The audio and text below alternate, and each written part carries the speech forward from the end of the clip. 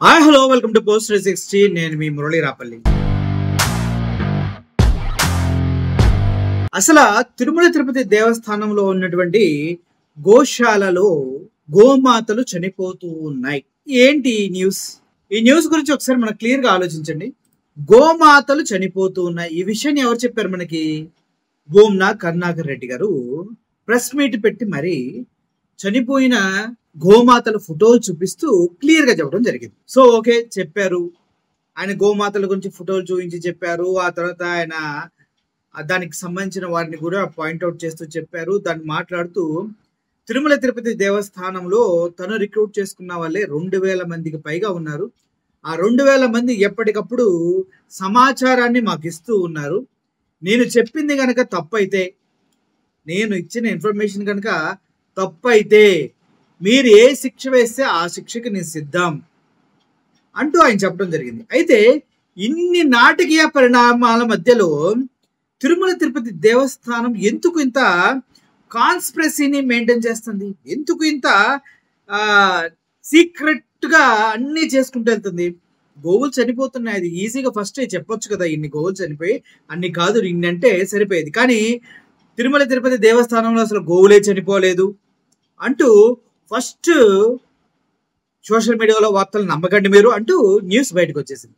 సరే, అప్పుడు భూమ్నా కరుణాకర్ రెడ్డి ఏమన్నాడు? సరే, జేసీబీలని మీడియాని తీసుకుని వస్తాం, ఎక్కడ పాతి పెట్టారో కూడా మేము చెప్తాం, మరి తీద్దాం రెడీయా అన్నాడు. ఈ విషయం అందరికీ తెలుసు. అయితే ఇంత సీక్రెట్ గా, ఇంత గూడుపుటానిగా, ఇంత ఘోరంగా ఆవులు చనిపోతూ ఉంటే ఏం చేస్తుంది టీటీడీ అన్నదానికి వారి దగ్గర ఒక్కొక్కరి దగ్గర ఒక రకమైన ఆన్సర్ ఉంది. సో మన గౌరవ ముఖ్యమంత్రి ప్రీతమ నేత చంద్రబాబు నాయుడు గారు అయితే అసలు అక్కడ ఏం చనిపోలేదు, అయినా కూడా ఇలా మాట్లాడుతున్నారంటూ ఆయన మాట్లాడటం జరిగింది. సో వీటన్నిటికి సంబంధించి భూమ్నా కరుణాకర్ రెడ్డి గారిది ఒక వీడియో నాకు నెట్లో దొరకడం జరిగింది.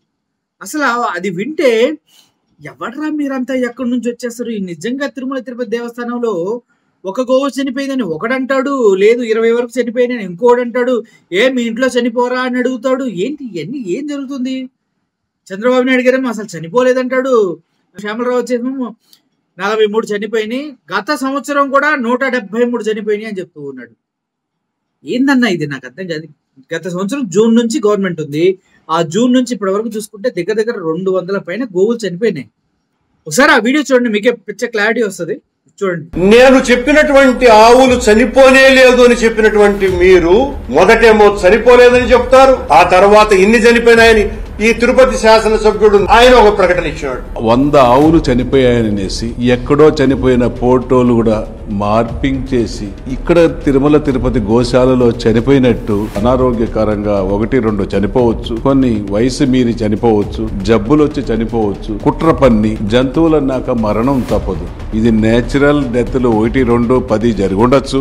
ఇంకొక ఆయన తెలుగు బీజేపీ నాయకుడు ఆయన కూడా ఇలాంటి మాటలే మాట్లాడడం కూడా జరిగింది. నోరుంది కదా అని చెప్పి భగవంతుడి దగ్గర రాజకీయాలు చేస్తూ ఆధారాలు లేవు. కొన్ని గోవులు చనిపోయింది వాస్తవం, ఏదో అబద్ధాలు ఈ రోజు మీరు చూస్తున్నారు. గోశాలలో పశువులు చనిపోకపోయినా గోశాలలో పశువులు చనిపోయాయంట, ఆయన బాధపడుతున్నా అంట ఆ పార్టీ, వైఎస్ఆర్ కాంగ్రెస్ పార్టీ. మీరేమో ఒక్క ఆవు కూడా చనిపోలేదు అని మీరు చెప్పినారు. అంతకు పూర్వమే మీరు నియమించినటువంటి మీ శ్యామలరావు గారు యువ గారు 43 ఆవులు చనిపోయాయి అని చాలా స్పష్టంగా ప్రకటించటం జరిగింది. జనవరి, ఫిబ్రవరి, మార్చి నెలల్లో 43 గోవులు చనిపోయాయి. ప్రతి నెల యావరేజ్ గా 15 గోవులు చనిపోయాయి. అలాగే అధ్యక్షుడు బిఆర్ నాయుడు గారు కూడా నిన్న 22 ఆవులు చనిపోయినాయని పత్రికా సమావేశంలో చెప్పడం జరిగింది. 22 చనిపోయింటారు. లెక్కలు తీస్తున్నాం, కరెక్ట్ లెక్కలు.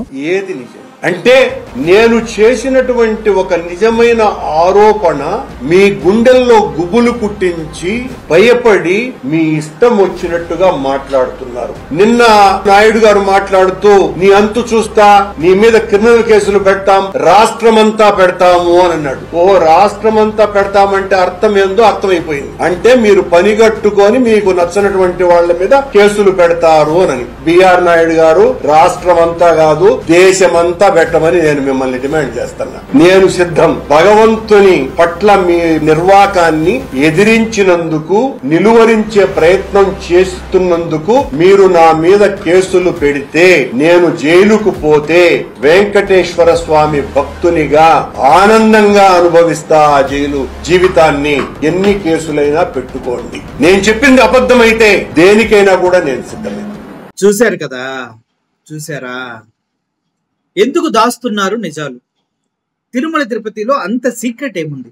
తిరుమల తిరుపతి దేవస్థానంలో లడ్డూలో కల్తీ జరిగిందన్న దగ్గర నుంచి ఎందుకు మా జీవితాలని దేవుడికి దూరంగా చేస్తూ ఉన్నారు? మా హిందువుల మనోభావాల్ని ఎందుకు సంకనాకిస్తున్నారు? మా హిందువుల మనోభావాల్ని ఎందుకు పాడు చేస్తూ ఉన్నారు? మనోభావాలు మీకైనా ఉండేది, ఇంకెవరికి ఉండవా? తిరుమల తిరుపతి దేవస్థానంలో లడ్డూల కల్తీ అని బయటకు వచ్చింది ఎప్పుడు? అబద్ధ ప్రచారం చేసింది ఎప్పుడు? కూటమి ప్రభుత్వం వచ్చిన తర్వాత నిర్వహణ లోపం వల్ల అక్కడ 6-7 చనిపోవడానికి కారణం ఎవరు? శ్యామలరావు చైర్మన్. మళ్ళీ దీనిపైన అనుమానాలు ఉన్నాయంటూ మొన్న బిఆర్ నాయుడు మాట్లాడటం జరిగింది. ఏంటి అనుమానాలు? ఏమున్నాయి నీకు అనుమానాలు? అక్కడ టికెట్ కౌంటర్లు ఏమన్నా కూటమి ప్రభుత్వం కాకుండా వైఎస్ఆర్సీపీ వాళ్ళు ఏమైనా ఏర్పాటు చేశారా? అంటే మళ్ళీ భూమన కరుణాకర్ రెడ్డి వచ్చేసి అక్కడ టికెట్లు అమ్మాడా? అక్కడ పోలీసు వ్యవస్థని భూమన కరుణాకర్ రెడ్డి డిప్లాయ్ చేశాడా? అక్కడ ఆఫీసులాట జరగమని భూమన కరుణాకర్ రెడ్డి అనుకుంటే అందరం తోశాడా? అక్కడ మరి అందరు భూమన కరుణాకర్ రెడ్డి చేస్తున్న అధికార పార్టీలో ఉన్న మీరేం పీకుతున్నారు? ఏమన్నంటే కేసులు పెట్టిస్తాం, ఆంధ్రప్రదేశ్ మొత్తంలో ఎక్కడెక్కడి నుంచో కేసులు పెట్టిస్తామని సిగ్గు లేకుండా బ్లాక్ మెయిల్ చేస్తున్నాడు బిఆర్ నాయుడు. ఆయన ఏజ్ అయింది, ఆయన ఏంది బ్లాక్ మెయిల్ భయపెడుతున్నాడు. అంతా పెట్టిస్తాం. పక్కన ఇంకొక బీజేపీ నాయకుడు ఉంటాడు, సార్ మీరు దీనిపైన యాక్షన్ తీసుకోవాలి. సార్ ఏంది యాక్షన్ తీసుకునేది? ఫస్ట్ మీ పైన తీసుకోవాలి యాక్షన్. హిందూ ముసుగులో ఉన్న మృగాల్లా బిహేవ్ చేస్తున్నారు అంతా. గోమాతలు చనిపోయిన విషయాన్ని దాచిపెట్టి శ్యామలరావు చెప్తూ ఉన్నారు కదా 43 అని. మీ టీటీడీ బోర్డు మెంబరేగా. చెప్పండి సమాధానాలు. ఇప్పుడు చంద్రబాబు నాయుడు గారితే అసలు చనిపోలేదని బొంకేయటమే. లోకేష్ గారు అయితే అసత్యాలు ప్రచారం చేస్తున్నారు. ట్విట్టర్ ఎర్రోళ్ళం అంటే ఎర్రోళ్ళం. వాళ్ళు ఏం చెప్తే అది నమ్మే పెచ్చనా ఎర్రోళ్ళం అంతే. నిజాలు బయటకు రానియరు. నిజాలు మాట్లాడినోడి పైన కేసులు పెట్టంట, అక్కడక్కడ తిప్పుతారంట. భూమన కరుణాకర్ రెడ్డి దాన్ని కూడా క్లియర్గా చెప్పాడు కదా, ఎండి పెట్టుకుంటావు పెట్టుకో, దేవుడి కోసం పోరాడితే జైలుకి వెళ్ళినా ఆనందంగా బ్రతికేస్తా, నీలాగా అబద్ధాలు చెప్పట్లేదంటూ భూమన కరుణాకర్ రెడ్డి బిఆర్ నాయుడికి గట్టిగానే ఇచ్చాడు. సో ఓవరాల్ గా ఈ వీడియో చూసిన తర్వాత నిర్ణయం మీదే. ఎవరు నిజం చెప్తున్నారు, ఎవరు అబద్ధం చెప్తున్నారు, ఎవరి వల్ల తిరుమల తిరుపతి దేవస్థానం భ్రష్టు పట్టిపోతూ ఉంది. చెప్పులు వేసుకొని నిన్న వాళ్ళు వచ్చారు, గేటు తీయకుండా బ్రాహ్మణ్స్ ని, పురోహితుల్ని ఎండలో 15-20 నిమిషాలు నించోబెట్టారు. చెప్పులు తెల్ల చెప్పులు వేసుకొని వస్తే సెక్యూరిటీ ఫెయిలియర్ కాదా అది? ఎవరు చూసుకోవాలి? వైఎస్ఆర్సీపీ పార్టీ వచ్చి చూసుకుంటుంది అక్కడ? లేదంటే ఇంకా మీరు చెప్పిన వాళ్ళు ఎవరిని వచ్చి చూసుకుంటారా? మీకు ఎందుకు మరి అక్కడ పదవులు? మళ్ళీ మీ టేబుల్ మీద 3 సింహాలు 4 సింహాల బొమ్మలు.